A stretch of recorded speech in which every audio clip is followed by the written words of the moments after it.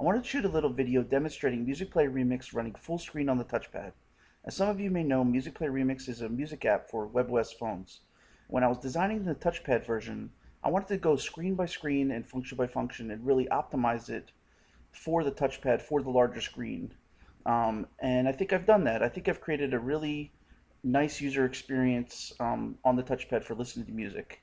And so I wanted to talk about some of the things I've changed to really take advantage of the larger screen.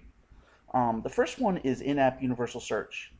So on the phone, from any screen, you can pull out your keyboard and just start typing, and automatically it's going to come up with a grouped list of songs, artists, albums, genres, playlists, fly lists, whatever, that match whatever you're typing.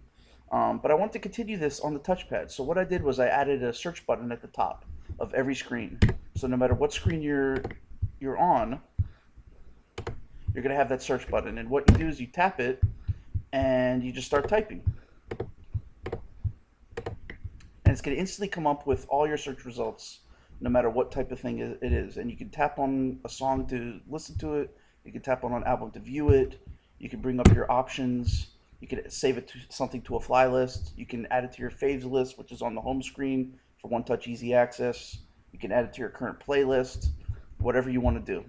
And if you get rid of the keyboard, it's going to automatically resize, and so you can have your nice scrollable list to take advantage of the large screen. Um, Speaking of large screen and scrollable lists, you'll notice that I have this nice album name. And obviously this is not a real album. This is something I was just really testing with.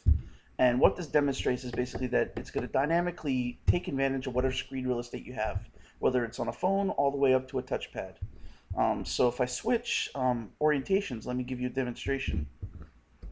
It's going to cut off right where it needs to cut off at the end of the screen. And then when you switch back, it's going to extend it all the way without truncating. So, so that's a nice use of the screen real estate. And I do that on every single screen.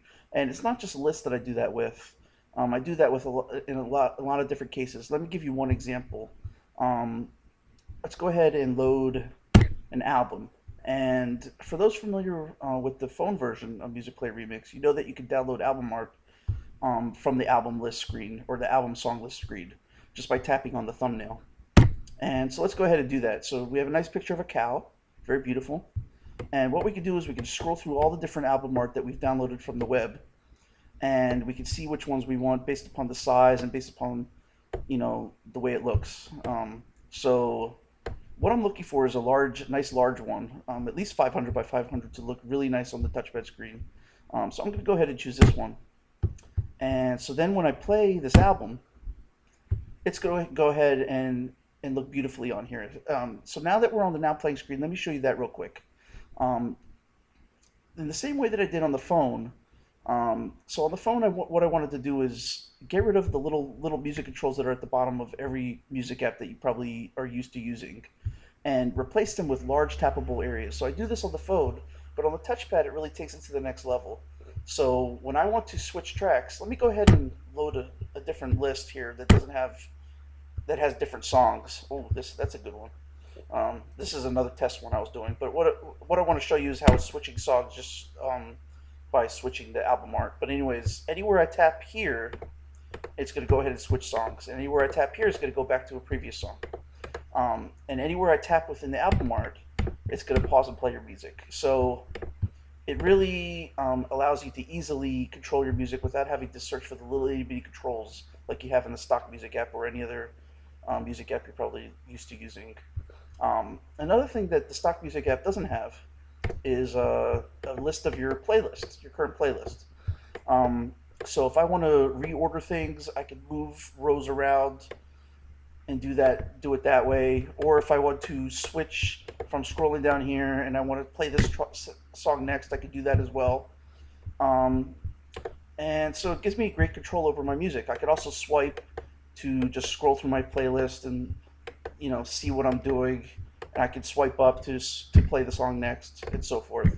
So I have full control just like I have in the phone app.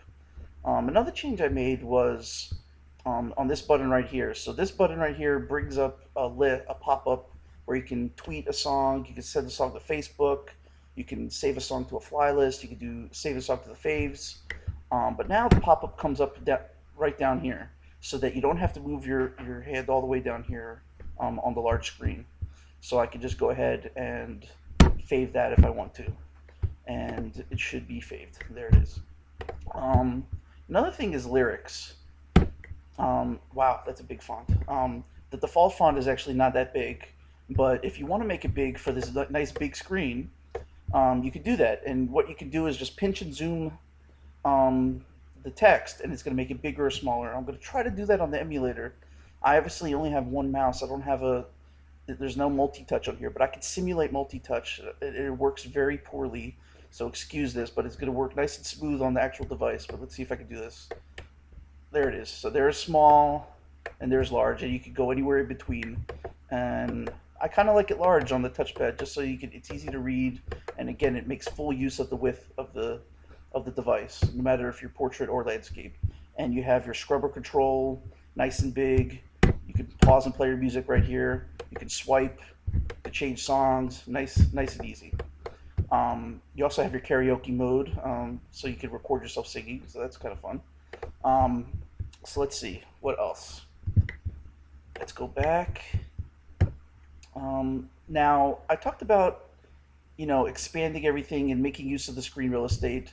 But there are some screens where I made a conscious decision not to do that. For instance, the preferences screen. So I didn't want to expand everything on here. You really don't need all the screen real estate for these kind of options. So I have very simple options here, simple controls. Um, and I didn't really need to make use of all this extra screen thing. It really would have made it look ugly. So in this case, I didn't use the extra screen real estate. Again, on the help thing as well, if I want to view the FAQ, which has a lot of good information, by the way, I can do that. And, I don't need the extra screen real estate really in this case. Um, let's see, what else? Let me show you a few cool things. We have Discovery, which is really not specific to the touchpad version. Although on the touchpad version, you can view everything nice and wide. And this basically lists all the songs that were um, posted to Twitter or Facebook from within the app by various users. And you could actually view the videos.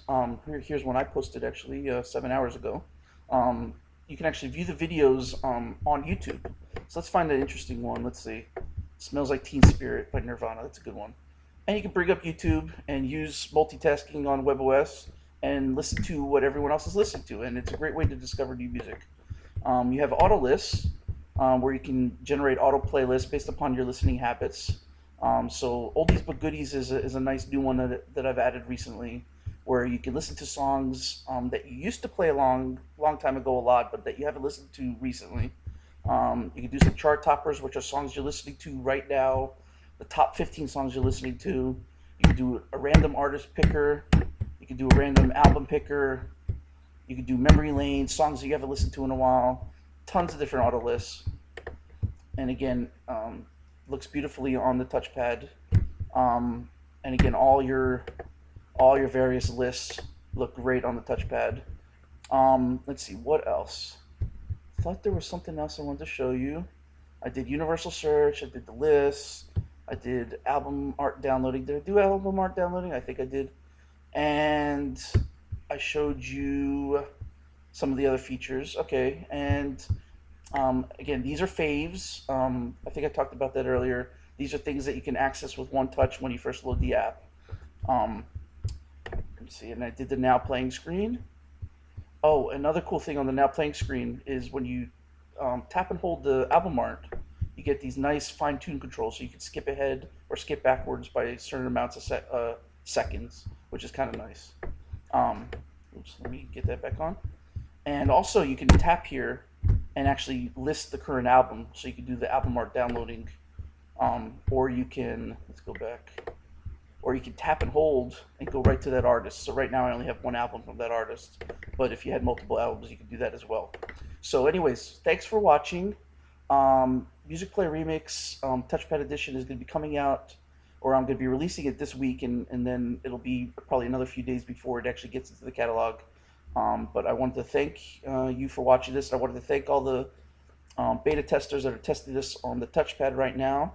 One thing that they've mentioned is that it's super fast compared to the stock player, and and so that's another nice thing.